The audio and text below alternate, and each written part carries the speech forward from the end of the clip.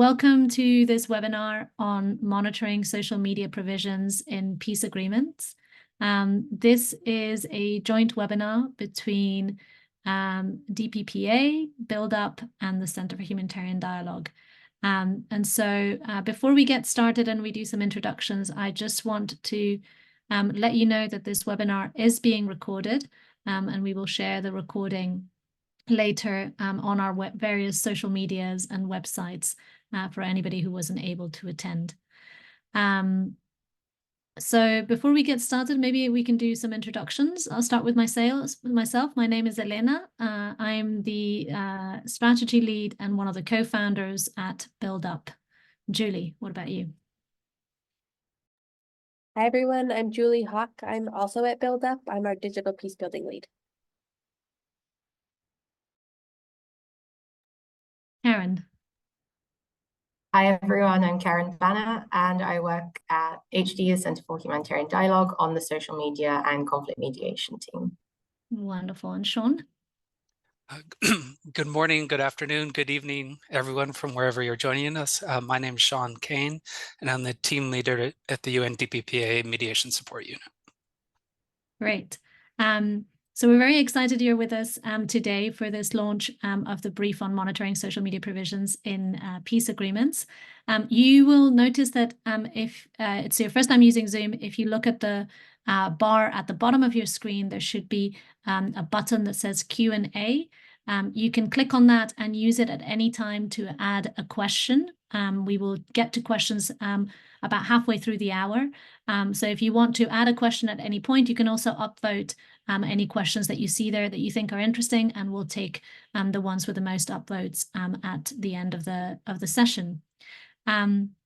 So we're going to start with three brief inputs from Sean, from Julie, and from Karen. Sean's going to talk to us about why we did this. Why did we look into the issue of monitoring social media provisions in peace agreements? What was our motivation for doing it?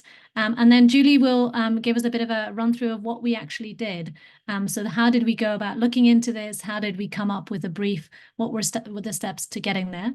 And then finally, Karen will close our short round of presentations with some reflections on what this means for the field of mediation. And what are some of the implications for the field.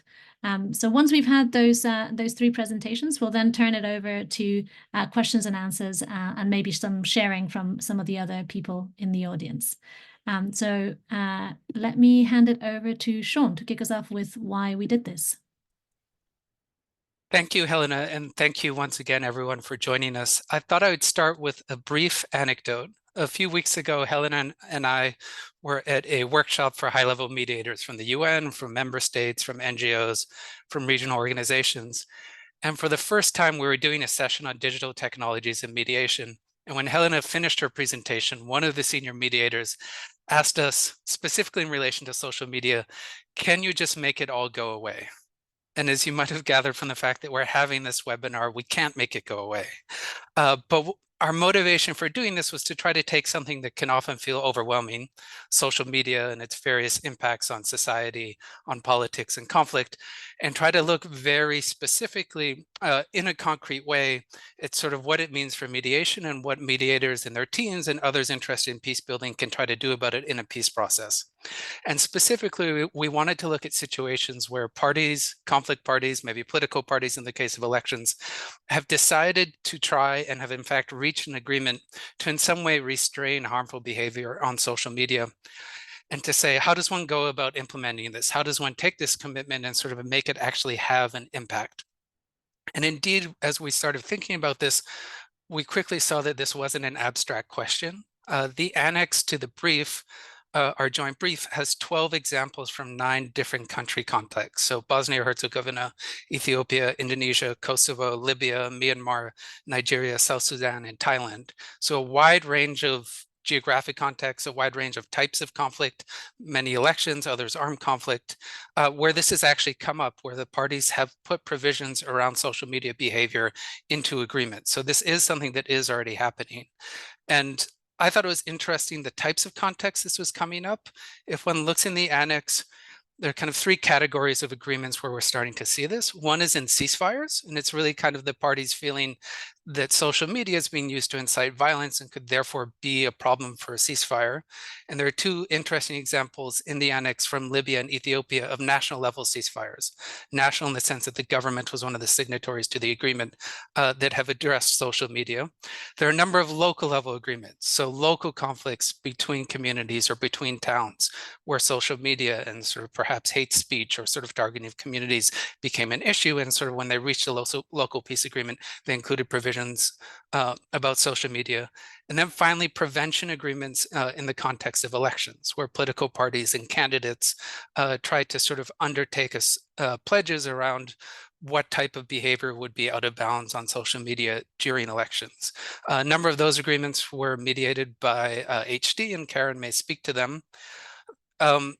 These types of provisions, in the case of the ceasefires and the local level agreements, are specific provisions on social media within a larger agreement.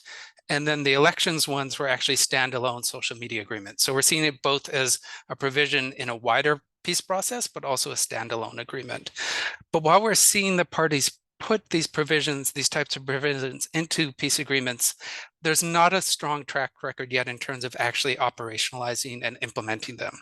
And that was really our motivation for doing this, to try to understand what do you monitor? How do you monitor? How do you define terms like hate speech or incitement or disinformation in a kind of practical oriented way? Which platforms do you monitor? What responses would a monitoring body take in response to potential violations, and who carries out the monitoring? And so I think we'll get into all those things, but this is really our motivation for undertaking this exercise. Thank you. Thanks, Sean. Very clear. So that's why we got into this, and sort of, you know, also kind of the outline of the kind of issues that we were trying to deal with. And I think one thing that was really interesting about this whole exercise is that it was quite a grounded exercise, right? So we weren't just talking about this in the abstract. We were talking in very specific, in the context of, you know, a lot of agreements already starting to show this, and some of the dilemmas and the issues already starting to show up. So Julie, why don't you tell us how we explored it, what we did? Yeah, just to build on that, we were seeing these grounded needs, and yet the conversations about including social media have been largely theoretical, largely abstract, either too big, the ills of social media writ large, or too small, technical possibilities that one could do with it. And so we wanted to counter this by having a grounded exercise. We did that by inviting for 2 days mediators, ceasefire practitioners, technical experts, and researchers into a room for 2 days, where we held a 2-day tabletop exercise that was a blend of experience and knowledge sharing, but also a hands-on enactment of a fictional simulation in which we had to go through the motions of what it would take to make these decisions about how to, if social media had been included in an agreement, what would we do after? How would we set up a monitoring body? What are all the questions that needed to be asked? What were the specifics? That simulation was a heuristic device, if you will.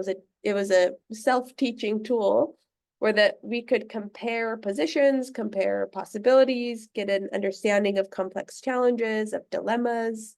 It just was kind of the basis for us to be able to have a substantive conversation. And the outcomes document is what you have in form of the brief that we published. So we have a brief that's about 12 pages, of which the outcomes are everything that we discussed in those 2 days. It's synthesized, and then we have a shorter version of that that's 2 pages as well. So you can have a bit of a introduction to that. The goals of getting everyone together were threefold. We wanted a basic capacity building for mediators who are in these situations being asked these questions, so that they would know what's possible, what's not possible, etc. We had a kind of a diagnostic goal to understand what were possibilities that existed already that we could build on, what were the things that weren't really working, how could we stress test some of these existing capabilities that we had, and preparedness. Preparedness was a big goal because we're seeing an uptake of these clauses. And we wanted to, for those who are involved, be prepared to be able to handle those as they arose. And now I think I'm handing over to Karen, right? So Karen, why don't you tell us what you think all of this means for the field of mediation? Thanks, Eleanor. So as Julie said, we're moving away from these theoretical conversations to more practical ideas. And so we set out a number of sort of open-ended questions in the brief that we hope we can, together as a mediation community, address these and continue building experience. I think a few key takeaways. First is that where social media clauses do already exist, Sean mentioned in Libya, for example, the brief can sort of serve as a guide for monitoring bodies and those working around those agreements to actually know what is monitorable, how to actually implement and monitor those clauses. So kind of see a bit more concretely how to ensure those clauses are implemented effectively. Second, I think, is that social media isn't going anywhere and it needs to be considered as part of the mediation process. At HG, that's why we have this sort of digital conflict team. We're working closely with our colleagues around the world, and we need to sort of bridge the gap between traditional mediation and the realities of working in today's modern world. And we've been working with the wider mediation community too, with UN missions too. I've also been wondering, how do we sort of talk to conflict parties about their online behavior? So mediators everywhere are increasingly seeing the issue of social media in their work. And so I think this brief can also help sort of with those conversations, help mediators understand better what is actually possible in terms of mediating conflict parties' behavior and monitoring it too. But this brief, I think, plays one part in what should be a larger effort. We're seeing the threat of social media in peace processes outpace the response. So, we really need to work, I think, together as a mediation community to close that gap. Another kind of key point we saw from this brief is that there needs to be stronger collaboration between the mediation community and tech companies. So social media platforms have a role to play in monitoring problematic content and behavior more closely, particularly in the places that conflict mediators are working in. And I think they could also potentially play a role in responding to the violations of a clause, a social media clause in an agreement. They're able to, remove content rapidly, take down malign networks. So thinking more about how mediators could collaborate with platforms to leverage those tools. Then we also have to consider that a violation of a social media clause in an agreement isn't necessarily a violation of a platform's policies. So there is a gray area there. And I think, again, that's where mediators and social media companies can collaborate better to sort of see what localized responses can be applied. But we're also seeing that platforms are less and less giving access to their data. So I think mediators can also look to experts in social media monitoring and digital investigations to understand, again, the technical sort of elements of how to monitor and perhaps even bring their expertise into a monitoring body. And I think just last of all, just to say that this report that we've put together is a static document, but social media is a moving issue. We're seeing new technologies, tools, tactics emerge for conflict parties to use.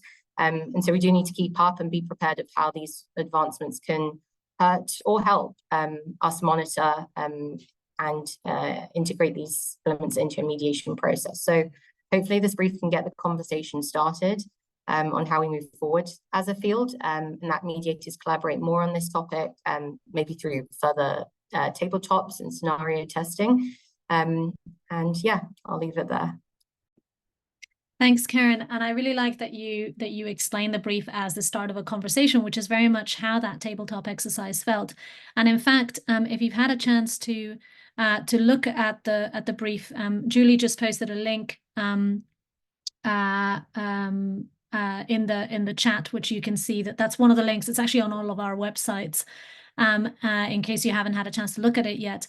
But the brief actually ends almost like the start of a conversation, right, Karen? So it ends with these four dilemmas that we identified and where we sort of provided, some possible pointers for answers, but we didn't fully answer the questions. And so I wanted in closing to just kind of highlight these 4 dilemmas that we think came out of the whole exercise.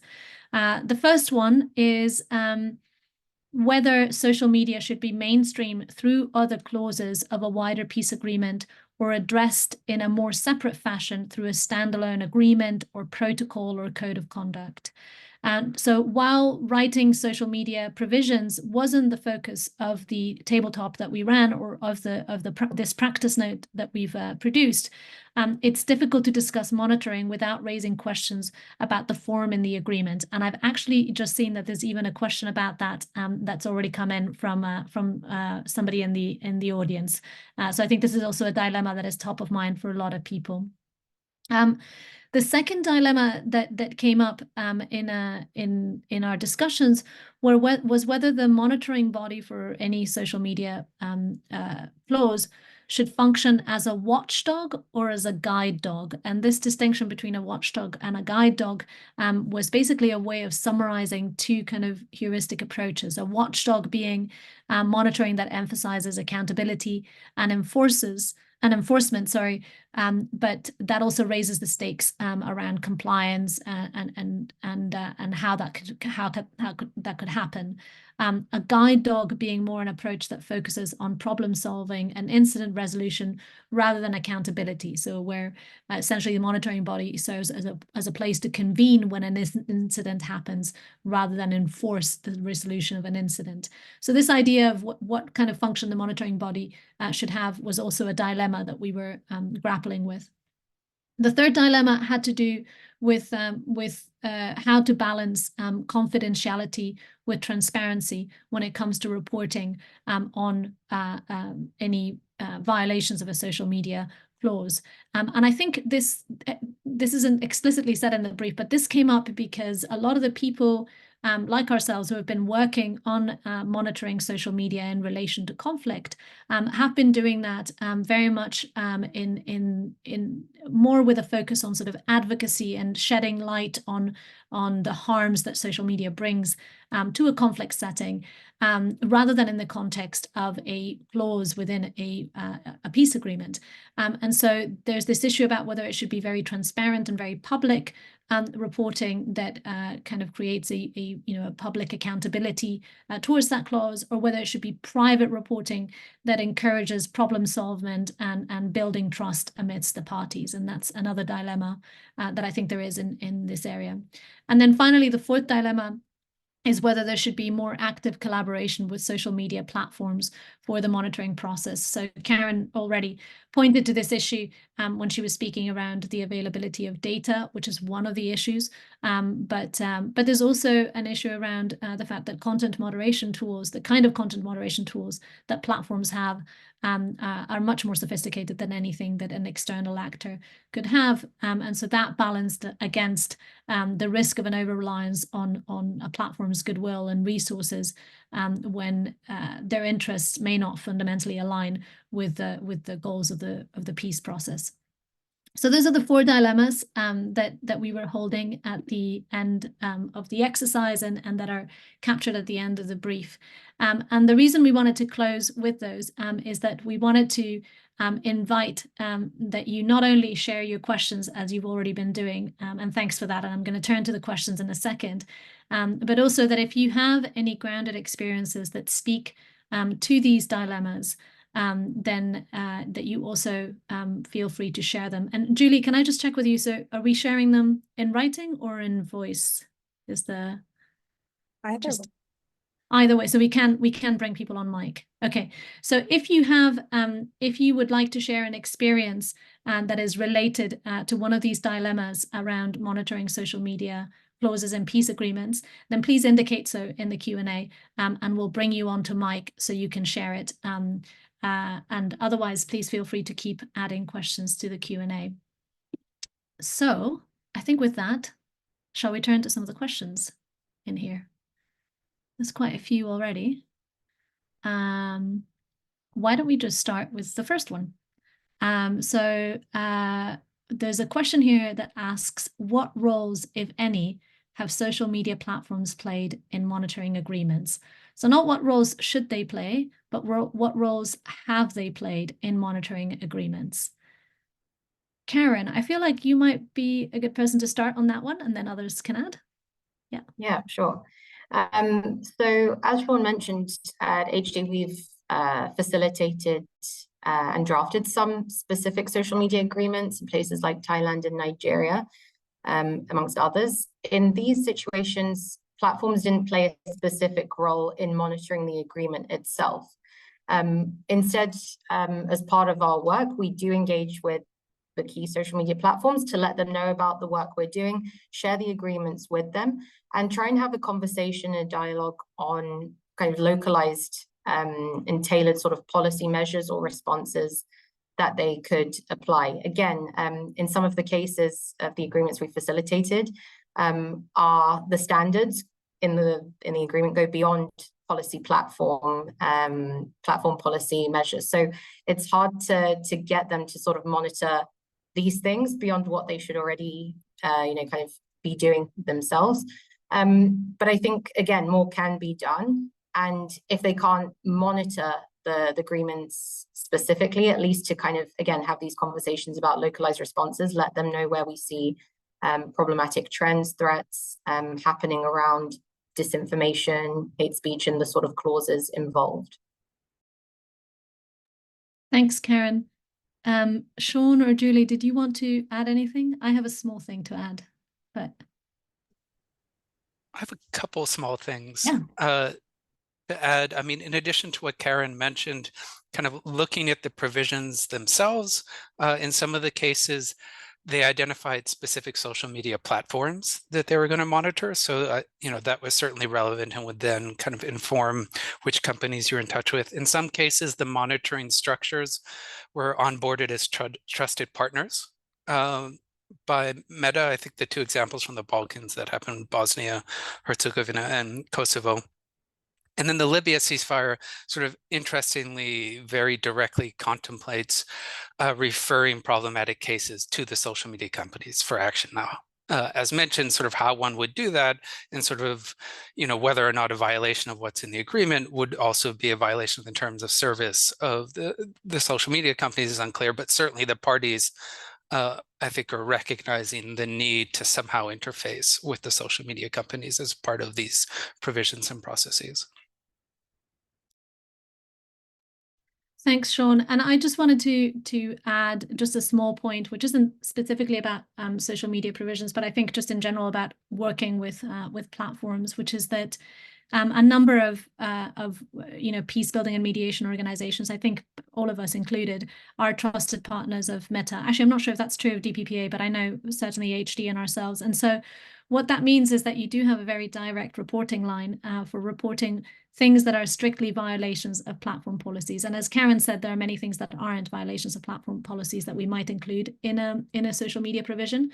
But for the things that are violations of platform policies and coincide with what's in an agreement, there is actually quite a rapid response to the reporting and quite an open dialogue about what can be done about it, at least in our experience. So recently we reported something related to Sudan, and Meta took action on that quite swiftly. So just wanted to add that point, that I think that the Trusted Partners Program is an avenue for working with social media platforms. Not a perfect one, but one that works in some situations. I'm going to take one more question from the written questions, and then I'm actually going to move. I can see that Sally Longworth has her hand up, so I will call on you, Sally, after this question, just so you know. Yes, and some other people are, or Sally's put her hand down now. Okay, well, I will call on someone who's got their hand up after we do one of the written questions. So I wanted to actually look at the next question here, where Sosi Tatikan is talking about a country that is in a peace negotiation with a neighboring state, and where the other country is in a position of being a military power, using diplomatic coercion to sideline, to put unacceptable preconditions, sideline international mediators, and applying cognitive warfare. And so the question is, do we think that in such a situation there is a possibility to convince the other party to include provisions to stop ethnic hatred and revisionism of history to justify territorial demands? And if yes, then how? Which is a big question, but I think very central to the kind of issues that we were discussing. Who would like to take a stab at this? I don't have an answer, but I have a thought on it, which is I think that your question, Saucy, kind of perfectly encapsulates some of the dilemmas of talking about social media as it pertains to ceasefire agreements, and that there are so much bigger issues, it seems. And so in a sense, it can seem superfluous or silly to talk about social media posts when there's sort of real resources and lives at stake and sort of violence being enacted. So I just want to, shout out that question as just a really good encapsulation of that. And there's not an easy answer. And with that, there's no easy answer. I pass to someone who hopefully has one.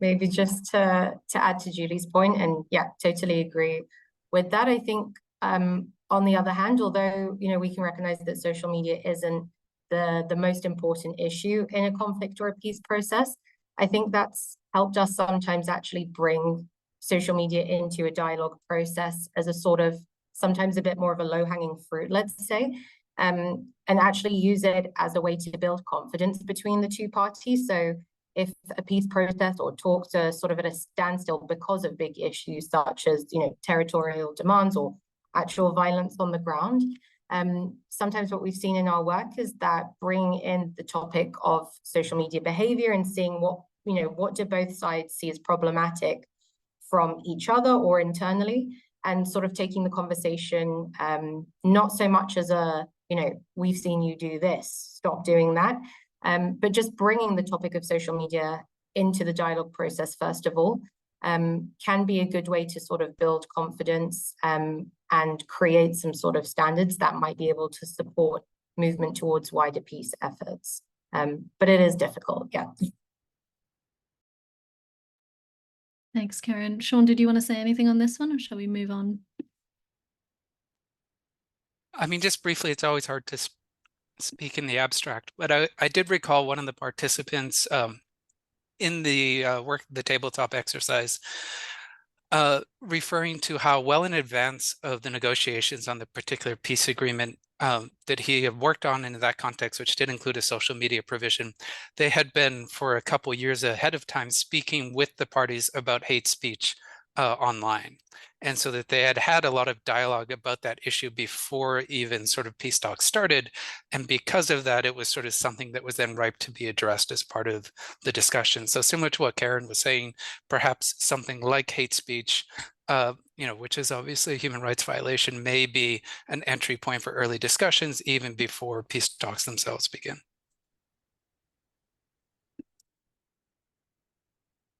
Wonderful. Thanks, Sean. Sorry, I was just seeing that I was unmuted. So we have a few people who have put their hand up. So Savath, I saw your hand first. So I'm just going to bring you on to...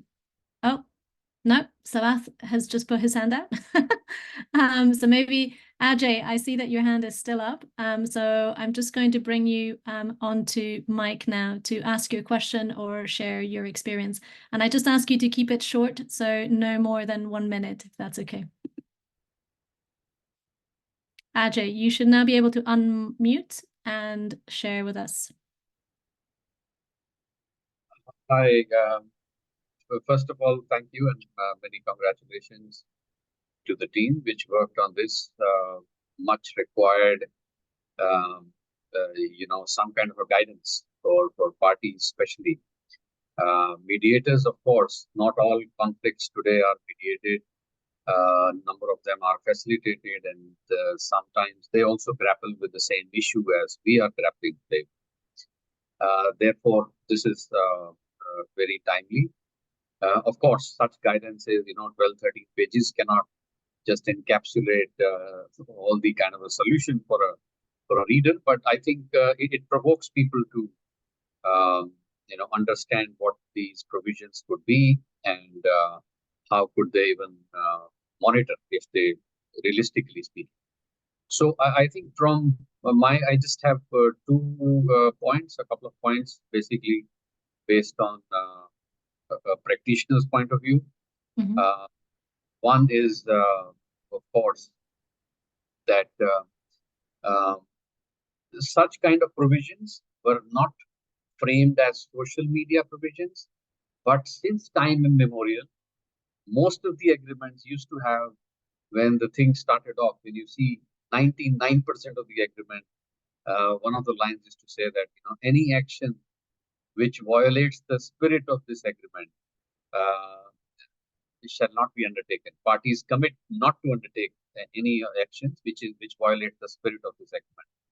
So it was a very wide-ranging camouflage for a whole range of things which could be shoved. But then social media has gained a special nuance, and that has to be teased out. So that is why some of the parties, I won't name them, but one of the parties, when we were trying to implore them that, too much of hate speech, too much of this thing, can you just consider certain provisions? No, these provisions are there. Anything that violates the spirit of agreement is done. So we will not.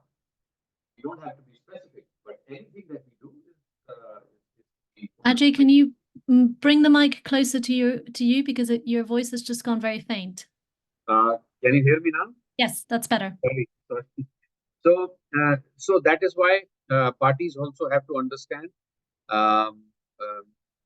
Some of them may be listening that yes, if you want to be sincere, the provisions related to social media specifically, and these could be framed in different ways depending on the context. So they are important and they should be brought into. But then the counter argument that myself as the devil's advocate is that, all right, you can put the social media provisions, but monitoring and verification. Verification is a very important challenge. It's a very challenging thing because you can always have a standoff distance. You can always be in a state of deniability. It's very easy to deny because not all of us work through specific handles on social media. Anybody and everybody is an emitter today. You have a cell phone in hand, you are a receiver and you are an emitter. So you don't need basically a known handle to say whatever you want to say. So this deniability is important to take cognizance of. Therefore, most of the monitoring and compliance is based on their commitments. So it is good, with say good faith that yes, it will be done. So too much of stress on verification did what, and could lead on to certain complications and problems. Therefore, it is important to just put it there and use that hook as an advocacy. Because ultimately you may not have culpability in the end, but then accountability should not be your overriding consideration. Thank you. Thank you. Ajay, I forgot to ask you to introduce yourself. So would you mind telling us where you're coming from? Yes, I am. So I won't say I've been planted by Sean King, but yes, I am. I am Ajay Sethi, and I work as senior advisor on ceasefires and security arrangements within the mediation support unit, working with Sean. Thank you. Thanks so much, Ajay, for sharing that. And I think there's some really, this point about whether we should frame these as social media provision or social media clauses separately, or whether they should just be encapsulated within broader clauses in the agreements, is something that that we actually specifically identified as a dilemma as well, right? And I like the way that you talked about it, and I wanted to offer a reflection on it, which is that sometimes I think about it as are there specific negative behaviors that pertain to social media and that have challenges around them that are specific to being social media, and you actually started to identify one of them, which is the issue of essentially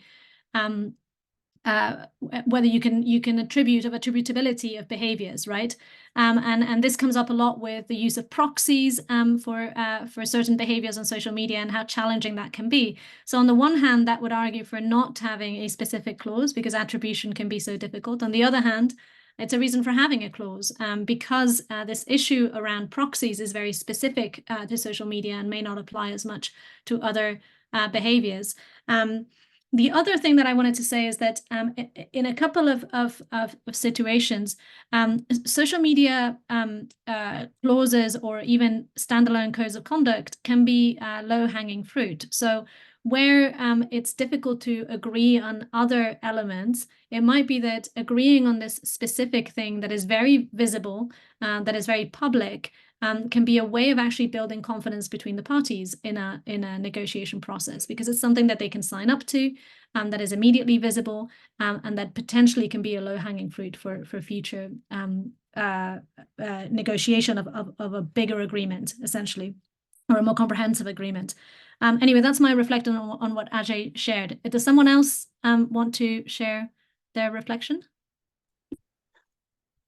I think I might come in on this, if that's okay. And I think it does actually also relate the points Ajay was making to a number of questions which are in the chat.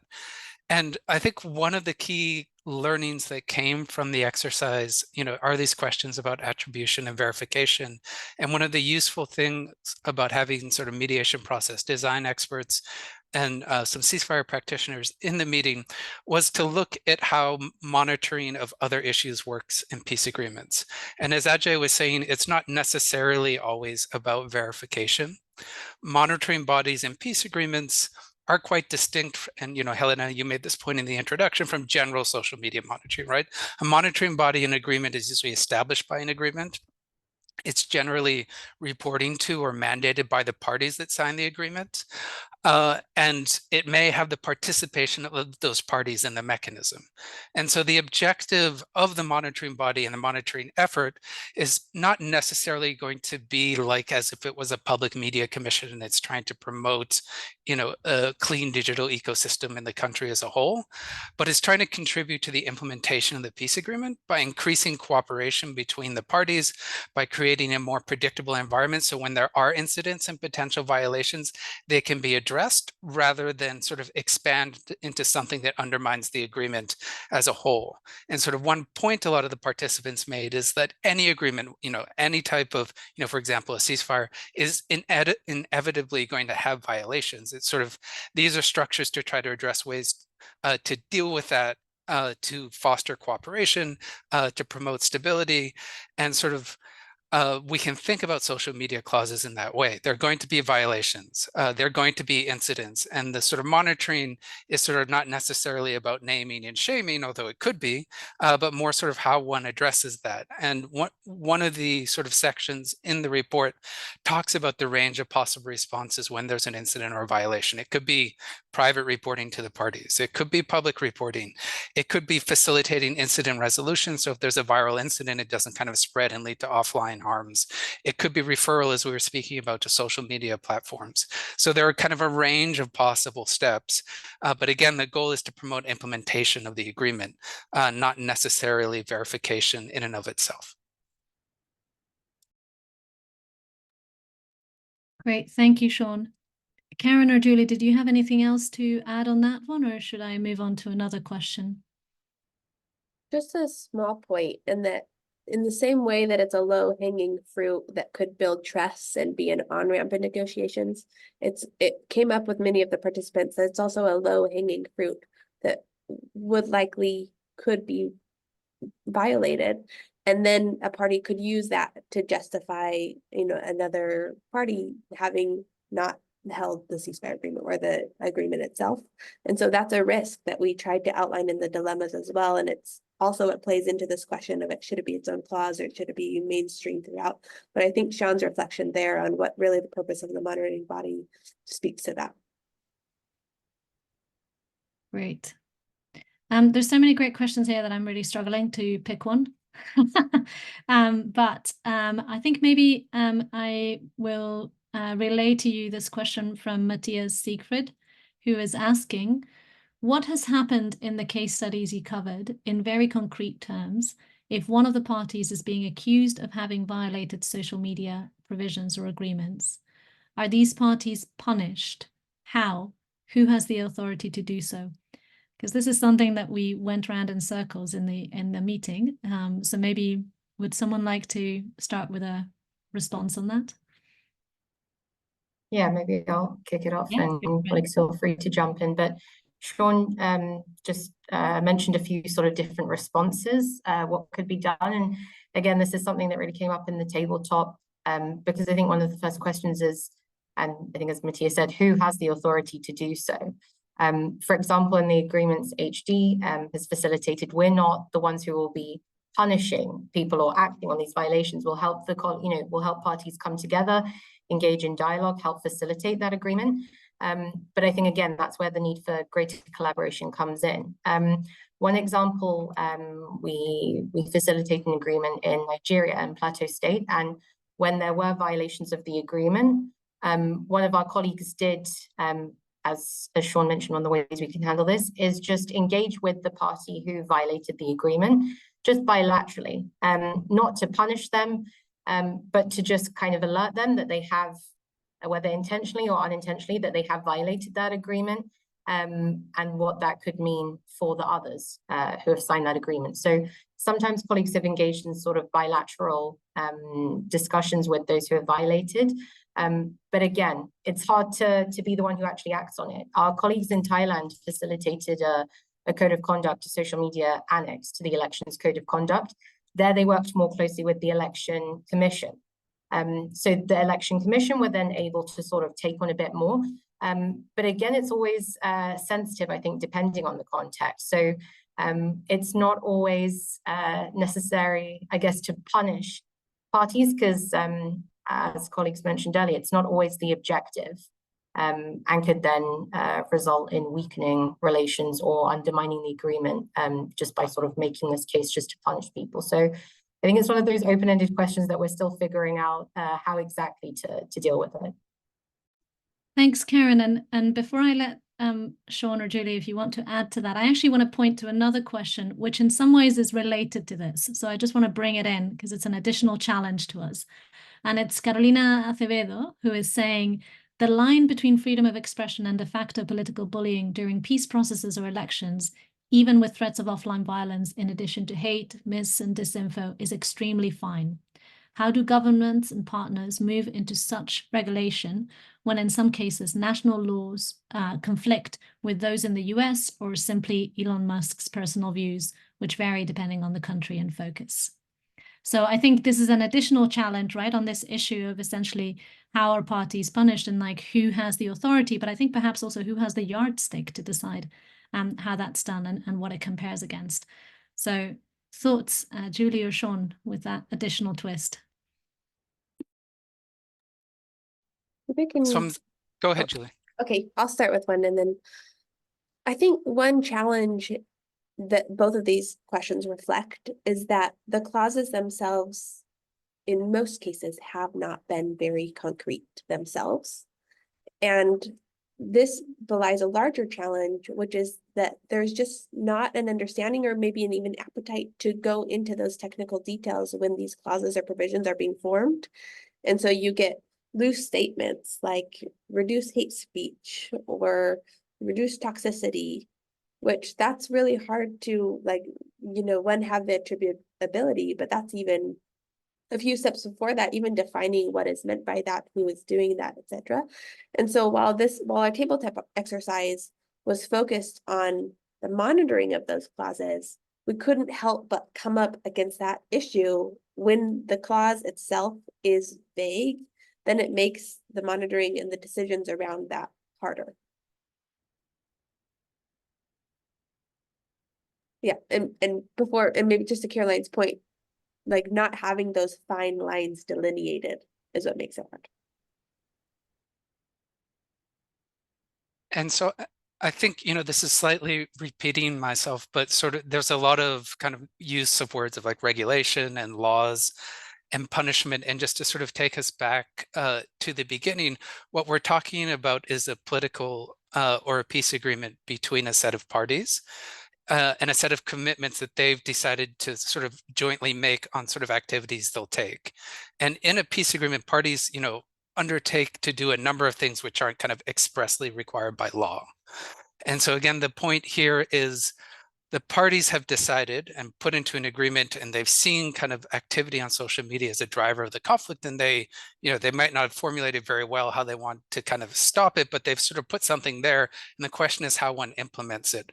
And it's not necessarily about punishment, it's not about law, it's not about regulation. It may only be about the behavior of the two parties towards each other, online. And one of the interesting things I saw looking at some of the reporting on the HD agreements is there is very much a kind of tit for tat escalation, in the sense that the parties that were the most frequent targets of like hate speech or misinformation were also the most frequent purveyors of it. So the parties sort of get into this kind of relationship with each other where they're kind of constantly sort of escalating up the ladder. And this is kind of an effort to stop that. And this does also go a little bit back to the introduction I made. We're not trying to solve the problem of social media kind of writ large, right? This is sort of when the parties have identified as a driver of conflict and want to somehow restrain what's happening, particularly between them. How does one implement and operationalize that? Because we've seen this in agreements, but as Julie was just saying, we haven't seen kind of a lot of very detailed, well-formulated provisions, with detailed implementation plans. And very much this exercise was to take some of these vague agreements and put a group of people together and say, okay, now how would you implement this? What are the concrete things you would do? And we try to lay that out in the document because we see this as a gap that currently exists. Thanks, Sean. And I actually want to take a slightly different question now that takes us in a slightly different direction, which is in some ways to question whether we should even be focusing on this. So there's a question from an anonymous attendee who's saying, how can mediators avoid social media related agreements, provisions, or issues becoming another precondition or pretext not to engage in more substantive discussions, given the overall downward trend with comprehensive peace agreements and more frozen or stuck processes?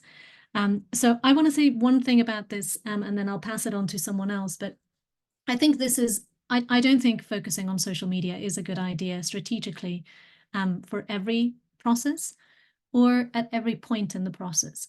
So one of the things that I think is very interesting and that I think has a potential to become a tool actually in the mediator's toolkit is whether a social media code of conduct or a social media clause or a standalone agreement can be a confidence building measure when a process is stuck as a way of unsticking it. So if we can agree about this, okay, then can we agree about other things? Now, of course, it can have the opposite effect, which is what this question is pointing to, right? And I think that that's a very, that's a very contextual issue. It's something for your political nose. Like, is this something that is going to actually help us build confidence between the parties so that other things can be brought to the table? But that would be my starting point, is that it's not, it's not relevant in every situation, but where this can actually be a way of bringing parties together on one thing that they can agree on and that can build confidence between them, because at least they're not attacking each other publicly anymore, then perhaps it has some benefits and can help reach a broader agreement. Do others have other views on this and on this challenge of like when, actually this is not something we should be talking about?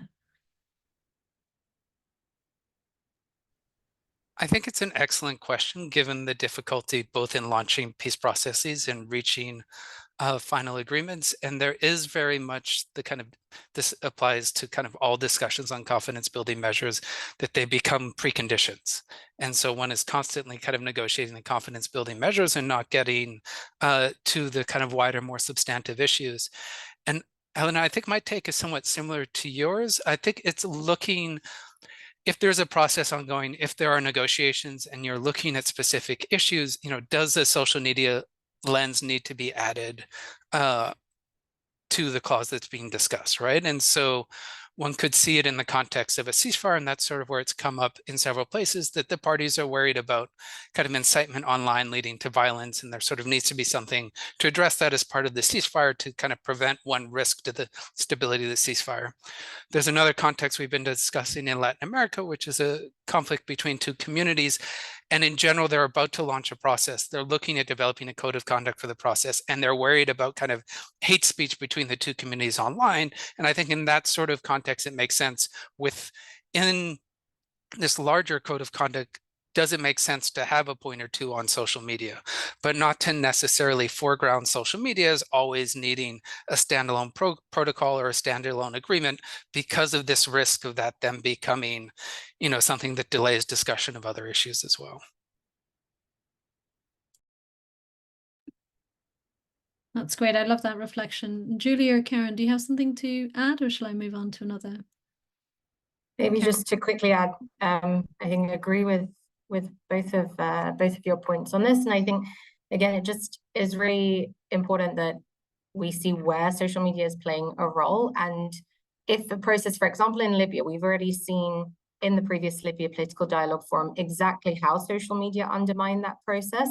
So I think then it gives us a clear idea of going forward how to address those specific issues. But again, I think it's keeping it specific to discussing the social media issues or putting them into a clause specific to the process. So not just all kinds of hate speech or all kinds of disinformation. Yes, we should tackle those. But again, as mediators, where can we see our kind of value add in a dialogue process in mitigating social media's harmful impact on dialogue and peace talk? So I think just thinking specifically to what the online risks are in the work we do. Right, so that calls to speaking, so to not being vague, but to being very specific about what are the kinds of social media behaviors that are both impacting the peace process and are mediatable, right? And there's a question in here from Maud, which is cheeky because she was also at the exercise. But there's a question in here from Maud, which I think is also a prompt to us to kind of reflect on that. And Karen, since you started answering that, do you want to say a bit more, like what are the specific kinds of behaviors that are are both likely to have an impact on a peace process and be mediatable, that are not generically let's monitor all of misinformation or all of hate speech? Yeah. Good question, Maud. I think it's when it comes to, let's say, the disinformation, that's an issue that's always going to come up in most of the places we're working in. What type of disinformation is something we can mediate? Is it disinformation specifically about the peace process? That is something that we can tend to mediate more. And in terms of monitoring it, we're looking at a specific set of actors who are saying something about the peace process. So if they're sharing a fake agreement, then again, we can see who's sort of violating this clause or going against this principle. So I think it's looking at all of these issues we see, whether it's disinformation or hate speech, the use of bots in authentic accounts, making it specific to a peace and dialogue process. On the topic of sort of the use of bots and inauthentic activity, I think this is something that is harder to, it might be easy to mediate in a sense, because conflict parties could just say, sure, we're not going to do it. And then the reason it's hard to monitor is because of that, lack of accountability. And as Sean and Ajay mentioned earlier, it's really hard to attribute those things and to monitor it. It requires more advanced technical skills and expertise to uncover these networks. So I think it's really looking at sometimes types of content, disinformation, rhetoric, inflammatory rhetoric around a peace process, who it's coming from, and trying to mediate those, especially for the people involved in the process. Thanks, Karen. And there's actually a question that quite nicely connects to this issue, which is coming from Zainab Ali. And she's essentially talking, so she's saying, who should monitor and can we do within one country without signing an agreement?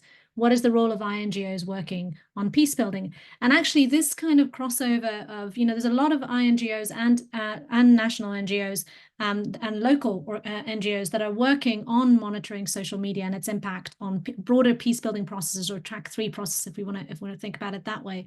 And on elections and on the impact on violence, etc. From the very specific, so people focused on tech-facilitated gender-based violence, through to election-specific things, through to just generic kind of understanding of how hate speech is impacting offline violence. And how does that connect to this idea of social media clauses in peace processes? So I'm taking Zainab's question and I'm making it even bigger and more connected to what we did. Julie, I wondered if you have some thoughts on that. I do have thoughts, and this is something that came up quite a bit in the tabletop exercise, because there are aspirations to be able to address and monitor all of social media's harms. And so one thing that I think is quite useful in the brief is that we essentially formed a matrix. And I'll let you look at this afterwards and won't describe it too much in detail, but essentially that those who are monitoring social media have to make a decision about what point in the matrix they are, whether that is very narrow and party specific, or whether it is broader and more public specific. And the very specific task of monitoring an agreement at the end of a political process, be it ceasefire or otherwise, is it's quite specific. If it is within it's specific and closed by nature of the process. If it is within the mandate and the strategy of the mediators and the monitoring body to use partners in the forms of INGOs or, civil society within the country, that's one thing. But otherwise, I think that among the participants at the tabletop exercise, we kind of determined that there are a bit of different roles. So where INGOs could play a role are on these country-specific, large, broad, public monitoring and addressing of social media harms. That could be the role of NGOs, where the mandate of a monitoring body, of a mediator, is much more specific and tied to parties. That's great. Thank you, Julie. And that's a really interesting distinction that you made, that you explained there in general, and that is more outlined in the brief. So maybe some final thoughts, Sean, since we're coming up to the end, on what you think is mediatable in this space. Thank you, Helen. Two very quick points. One, just picking up on what Julie said. I found one of the examples of what HD did in Bosnia very interesting, in the sense they had a deliberative forum of citizens and sort of developed a code of conduct that they would like to see actors follow.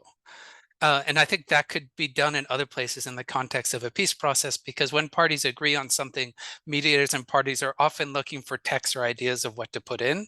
And if there's something that kind of is a result of deliberative action by citizens that have been facilitated by an NGO that they've been trying to monitor, there's kind of a lot that could potentially be taken and then incorporated into a peace agreement. So I certainly think there are things that civil society can do to kind of promote this sort of thing. On the mediatable, and this actually relates to the kind of last question in the chat from an anonymous attendee, which I think is a very good one, and sort of a point I wanted to make, is we've concentrated very much on prohibitions that would go into an agreement, like not using fake accounts, not using sort of inauthentic networks, not engaging in hate speech or propaganda or incitement to violence. But an agreement could also commit the parties to undertake certain positive steps on social media, to make certain statements about the peace process, any number of things. And I think that would be much easier to monitor, right? You could see if the parties were doing that from their official accounts, from their parties' accounts. And so I think that's something that's mediatable, and it hasn't really been tried yet. But in addition to looking at what you're trying to get the parties to stop doing online, I think one could think about how to get parties to start doing other things online, and how to get social media companies perhaps to uprank that content as well. Thank you. That's wonderful, Sean. If we could get the companies to uprank peace, positive messages, I would also be very happy. Let's be idealistic for a moment. Let's be idealistic, absolutely. And also, I just want to recognize that there are many, many questions that we didn't get to in this hour. It's not because they weren't excellent questions. We were just trying to field as many as possible. So thank you very much for staying with us for this entire period. If we didn't answer your question, it's just because we didn't get around to it. And you will all be receiving the brief, the 2-page introduction, as well as the full brief. So you can have a look at that. It'll be shared to your email. But also we wanted to just say, if you think that your teams would benefit from capacity building or some kind of collaborative strategy setting on this topic, then the material to hold the same tabletop exercise is available upon request. And that can be just for you to do with your teams on your own, or with accompaniment from some of us. So do email Julie. Her email is on this slide that you're seeing now, with a brief description of your needs. We can share the materials, we can have a conversation with you, as well as sharing the briefing note. Thank you so much for today, and I hope you have a good rest of the day. Thank you, everyone. Thank you. Bye. Thanks. Bye.